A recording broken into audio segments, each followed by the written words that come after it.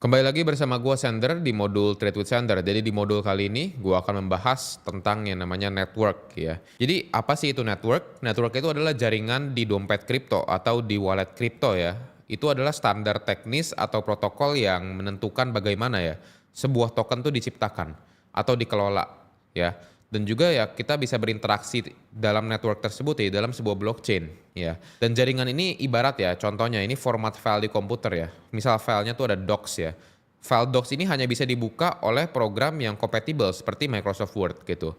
Sama seperti misal token ERC20 contohnya ya kayak Ethereum gitu ya. Hanya bisa ditransfer di jaringan Ethereum atau yang kompatibel seperti itu. Nah pertanyaannya mengapa jaringan ini penting gitu ya. Yang pertama, alamat tujuan ya. Setiap jaringan itu punya format alamat yang berbeda gitu. Jadi pastikan ya selalu mengirim aset ke alamat dan jaringan yang benar gitu. Maksudnya gimana? Misalnya di sebuah exchange ya, kalau kalian pakai Ethereum atau ERC20 itu kalian misal ada walletnya ABCEFG gitu ya. Kalau misalnya kalian pakai TRC20 ya which is itu punya Tron, itu nanti jadi beda lagi. Jadi EFGHIJK gitu. Itu beda tuh wallet address ya gitu. Jadi jangan sampai kalian ketukar gitu. Kalau kalian ketukar ya uang kalian bisa nyangkut di blockchain dan hilang gitu ya selamanya ya. Selanjutnya ini kompatibilitas dompet ya. Pastikan dompet kalian juga mendukung jaringan yang kalian gunakan gitu. Jadi yang tadi udah gue jelasin juga di modul-modul sebelumnya ya tentang hot wallet, cold wallet dan yang lain-lain gitu ya. Ada MetaMask ya, ada Ledger, Trezor, Phantom Wallet dan lain-lain ya. Pastikan ya bahwa dompet kalian itu sudah punya wallet address dalam jaringan tersebut gitu. Kalau misalnya kalian ya misal kalau nggak gini deh, gue misalnya contoh, gue mau transfer Bitcoin ya ke MetaMask ya. Ternyata kalian belum bikin atau kalian belum punya wallet address untuk Bitcoinnya. Ya, Bitcoinnya itu bakal nyangkut ya. Karena kalian nggak punya wallet addressnya, ya berarti gue kirim ke siapa gitu. Berarti ya gue gak kirim ke siapa-siapa, berarti Bitcoin gue hilang dan kalian gak akan nerima Bitcoinnya. Seperti itu ya. Selanjutnya biaya dan kecepatan ya. Jaringan yang berbeda punya biaya dan kecepatan yang berbeda. Biasanya tuh kalian harus pilih ya jaringan yang sesuai ya dengan kebutuhan kalian. Misalnya kalau orang-orang tuh biasa pakai TRC20 atau Tron ya, Tron Network ya, untuk transfer USDT dengan murah dan juga cepat gitu. Analogi sederhananya nih ada kayak gini juga ya.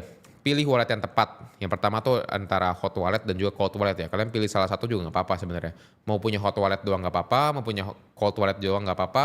Cuman ya nggak ada salahnya untuk punya dua-duanya gitu. Tapi yang pasti harus mengingat ya di modul-modul sebelumnya juga yang udah gue jelasin hot wallet itu fungsinya apa dan cold wallet itu fungsinya apa gitu ya.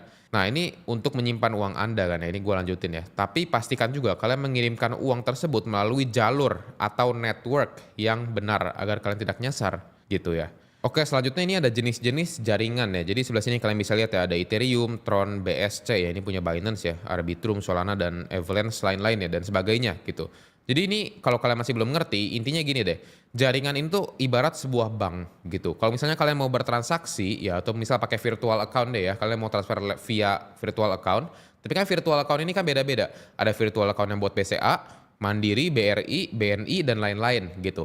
Kalau misalnya kalian mau transfer ke virtual account BCA, kalian cuma bisa pakai BCA gitu. Kalau misalnya kalian mau transfer ke virtual account di Mandiri, ya berarti kalian harus pakai Mandiri doang gitu. Nggak bisa dari BCA ke virtual account Mandiri tuh nggak bisa gitu. Maka dari itu, kayak gimana kita harus pindahin dulu. Dari BCA kita pindah dulu ke Mandiri kita, baru kita pakai ya. Di Mandiri dipakai buat virtual account-nya, seperti itu. Jadi sama persis seperti ini. Misal kita punya uang di jaringan Ethereum gitu ya. Kita punya uang $1.000 ya. Pengen kita transfer ke teman kita yang punya di Tron ya atau di jaringan TRC20 ya. Tron tuh TRC20. Kita harus pindahin dulu Ethereum kita ke jaringan TRC20 punya kita dulu. Gitu. Itu namanya bridging. Ya, setelah bridging ini baru kita bisa transfer ke teman kita. Gitu yang ada di jaringan Tron dari jaringan Ethereum. Seperti itu ya. Harusnya kalian cukup mengerti lah ya analoginya. Oke jadi cukup singkat ya pembahasan mengenai network ya. Selanjutnya gue bakal share juga ya masing-masing dari network ini fungsinya apa dan kegunaannya, kelebihan dan kekurangannya juga apa. Jadi jangan lupa ditonton modul selanjutnya dan kita juga akan bertemu di modul yang selanjutnya.